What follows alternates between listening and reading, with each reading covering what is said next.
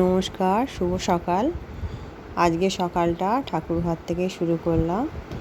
ঠাকুরের পুজো দিয়ে পুজো করে ফুল দিয়ে তারপরে এবার সংসারের কাজকর্ম সারবো। দিয়ে আমি একবার তোমাদের দেখিয়ে দিলাম যে এখানে আমি ভাতটা বসিয়ে দিয়েছি। এই যে কাঠের উনুন জেলে ভাতটা হচ্ছে, আর গ্যাসেতে তরকারিটা করে নেবো।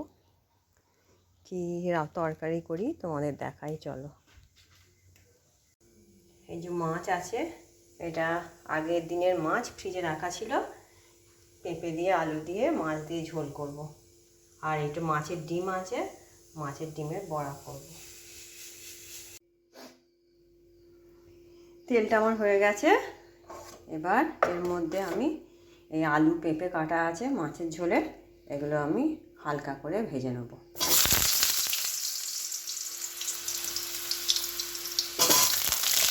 মশলাটা কষে প্রেসার কুকারে বসিয়ে দেবো।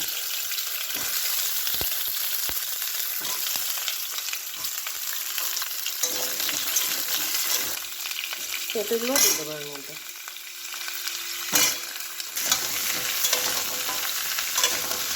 একটু হলুদ দিয়ে দেবো,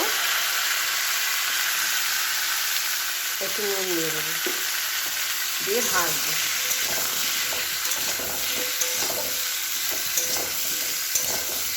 মাছগুলোর মধ্যে একটু হলুদ দিয়ে দেবো আর একটু নুন দিয়ে দেবো, দিয়ে ভালো করে মাখিয়ে নেবো। পেঁপে আর আলুগুলো ভেজে তুলে নিয়েছি।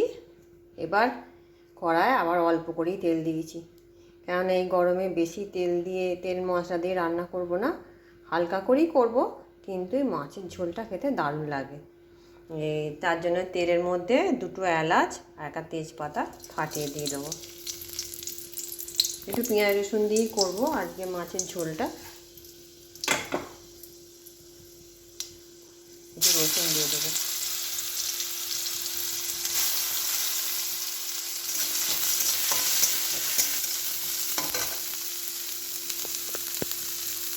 একটু নুন দেবো।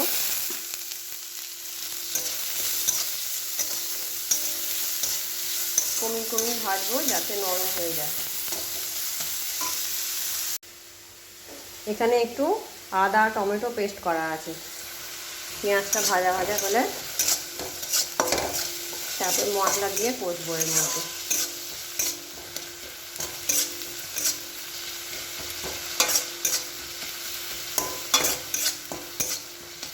এই যে পেঁয়াজটা আমার ভাজা ভাজা হয়েই গেছে, আর তারপরে এখানে আদা টমেটো পেস্টটা দিয়ে দেবো।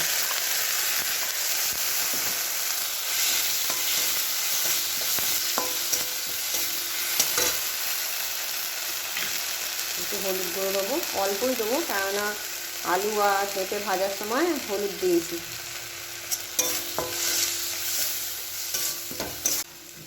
একটু লঙ্কা গুঁড়ো দিয়ে দেবো।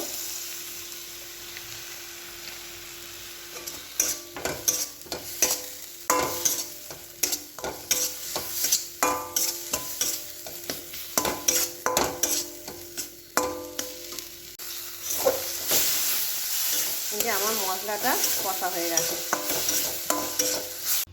এই যে তরকারিটা কষে আমি কুকারের মধ্যে দিয়ে দিয়েছি। এবার এই ঢাকাটা আমি এঁটে দেবো, প্রেসারের ঢাকাটা এঁটে দেবো ওর মধ্যে। তারপরে কড়াইয়ের মধ্যে আমি তেল দিয়ে মাছটা ভেজে নেবো।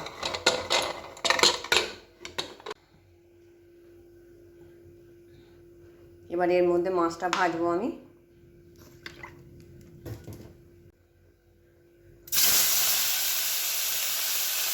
একে একে মাছগুলো আমি ভেজে নেবো।